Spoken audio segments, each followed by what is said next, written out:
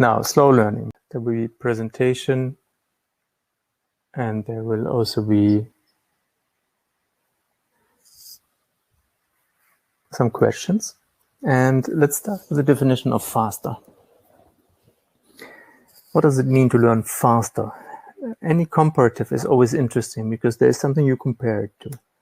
So I thought, what might that be? A standard definition of faster, in my eyes, and please feel free to think out loud with me, it's making an extra effort to get to a fixed goal faster than the average learner. It's very German learner related here. So you have to put in extra effort to get fast. It's like running instead of walking, right? And the fixed goal might be A1, A2, B1, B2. Yeah. And as it's language learning, it's very difficult to say by when someone reaches what goal. All these tests that you take are also very, wishy-washy, we say, not really that straightforward and clear. So we take an average, which has quite a lot of Spielraum, lots of wiggle room, we say. And that is what we call the average learner. And let me tell you, there is no such thing as an average learner. It's a hypothetical construct. So in my eyes, in my experience, SG stands for Smarter German, making absolutely no extra effort at all to get to a fixed goal faster than anybody. So you can learn faster without making any extra effort. All you got to do is to get obstacles out of the way. And the problem is you are not even aware of these obstacles. Obstacles might be many, many things, and I will address a couple of those. Yeah, one thing that instantly comes to my mind is the way you think you should learn. You passed through a school education system, and in that system, you learned how to learn, not from the teacher, but from being thrown into the cold water and having had to swim. But let's go to that later. And the good news is Smarter German does that for you.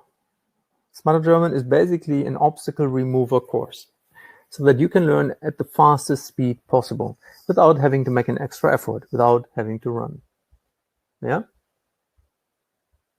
Dear Serjan, I don't speak German in webinars. It doesn't make any sense to do so. If you do a little bit of research on my homepage, for example, in my first lesson, which is available for free, you will understand why. Because I want to address as many people as possible.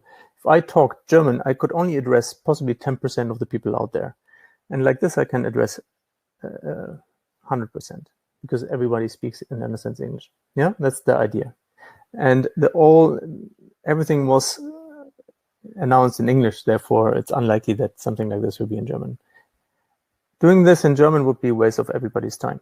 So stay with us and take a look. Yeah, you might actually understand at the end why I use English. So is it even possible to learn fast? I said, yeah, sure, if you remove obstacles. But let's take a look. Jein. And Jein is a very typical German word. It means ja and nein. Yeah, there's even a song about it.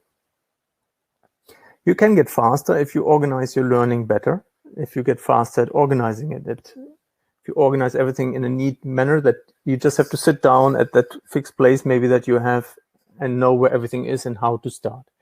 The more often you do that, the faster you get at that. That saves you a lot of time, trust me. Once you have set up everything and organized your material, then you don't, then you're fast. You can use mnemonic devices. Yeah.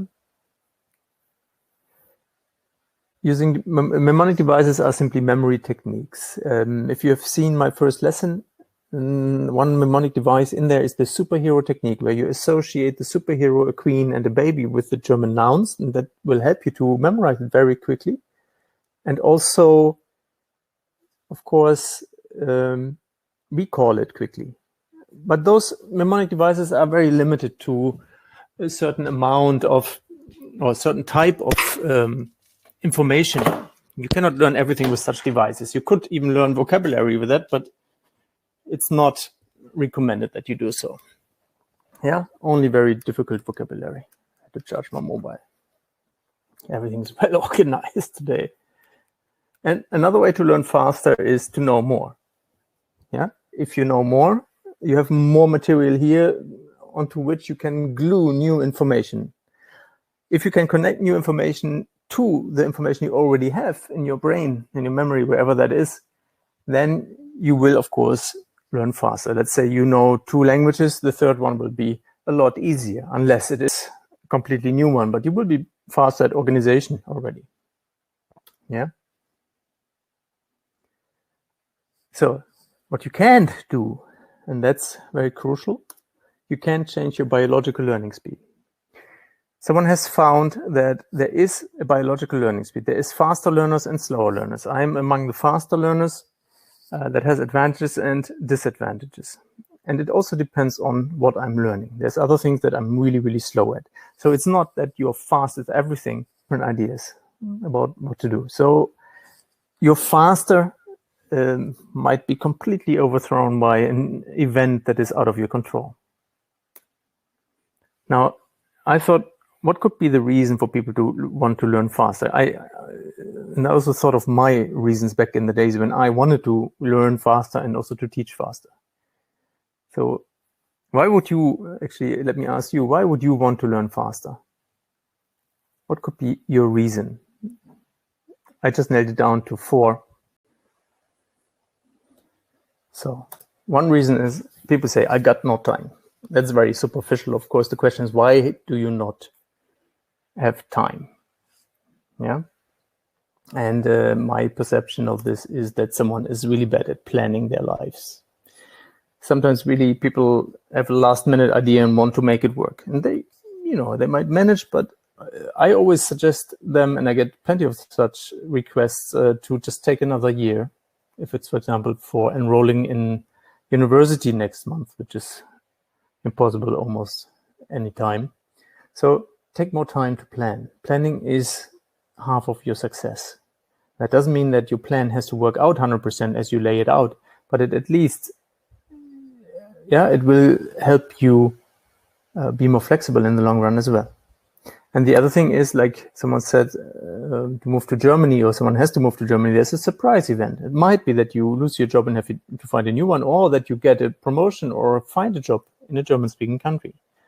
Yeah, any kind of surprise. Maybe you fall in love with someone as a surprise, and you want to go to Germany, you want to prepare quickly. Yeah, it might not be that urgent now. So there might be other reasons why people got no time, but this got no time thing is a very questionable reason. I call that Leben kaputt.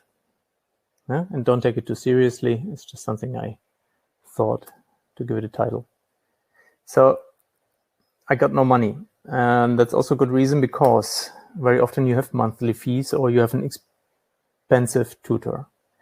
And the problem with the school system right now, or any system that charges you monthly, they force you to learn as fast as possible so that you don't have to spend more money on it. And I hate that system. I deeply, deeply hate this kind of system for language learning. Yeah, I understand there's monthly cost and running cost in the company, and some of them are reasonable. So if you have a fixed budget, you still can get quite a lot of value out of such programs. But if you go to a language school and you have to pay €1,000 more just because you're a bit slow or a slow learner by nature, I think that's punishment, and that shouldn't be the case. I call that System kaputt. It's a broken system in my experience. And I also don't recommend working with tutors on just anything, but only on very specific targets that you can achieve in very limited amount of time. Then there is always a reason, I got no lust. I got no desire to do this. I want to get it over with. That's very often people who complain that they want to learn faster, or actually have the desire to learn faster. They feel they would just love to have the result without putting in the work. And hopefully you're old enough to know that that doesn't really work. And most of those, in my experience, are motivated extrinsically. That means they want to please someone else. Yeah, and it might just be getting a better job, but why getting a better job? There's always, we always have to be careful when it comes to pleasing others. It's very subtle that we do this. I find that in myself still, and I've been catching it, hunting it for years already. Yeah, there's nothing wrong with it. It's just something you have to be aware of. And it's fine to please others if you actually are fine with it. But if it's on cost of your desires, of your motivation, especially in this case, it's tricky. And in school, we were there to please the parents and the teachers and our peers. There's a lot of pleasing going on in our lives until we grow up. Yeah? Dunstan, what do you mean by, could you explain why? Yeah? Language pantheon. You have to really take a look at that later. So I call that Herz kaputt. Some people are bored, and that might be because the material is simply wrongly chosen or the method doesn't really work. And they might be underwhelmed by what is there, under challenged. They might be overwhelmed. Usually then they are burned out and feel I got no lust. I call that a bad approach. If you follow a bad approach, you might quickly get bored. Duolingo is my favorite example here. Oh, I'm so quickly bored with Duolingo. I wonder how people make it through that tree. But on the other hand, if there's a strong motivation, I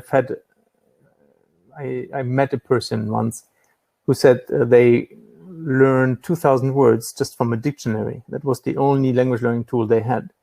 I said, my deepest appreciation for being so motivated, yeah? And it's beautiful. And I call that setting is kaput. So just a couple of reasons. There's possibly more reasons, and it's not a scientific analysis of everything. It's just really trying to put together what I've experienced and what I make of it. Yeah. If you have other reasons and problems, I'm happy to read about them.